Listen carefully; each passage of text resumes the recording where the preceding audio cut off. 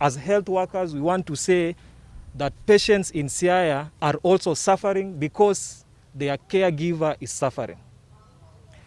We want to state today that it is very sad. We are very saddened. In fact, we don't even know what to tell our patients because the county government of Siaya has let us down.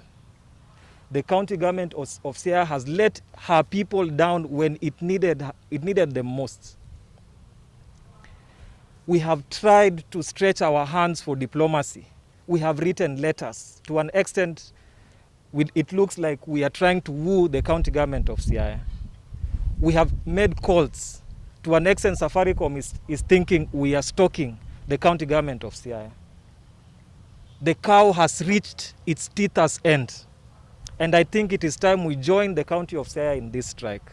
The county government of Siaya is on strike. Ladies and gentlemen, it does not make sense to work for more than 90 days without receiving a single cent for the days you have worked. Ladies and gentlemen, it does not make sense to work in isolation unit without PPE and without NHIF cover, so that in case you are sick, you can seek medical care, even in the list of our medical facilities. I think that is trampling upon our human rights, not even employees' rights. We want to beg the county government of Siaya, if you do not want us to be doctors, if you do not want us to be nurses, if you do not want us to be clinical officers, if you do not want us to be lab technologists, please allow us to be human. And by allowing us to be human means pay us on time.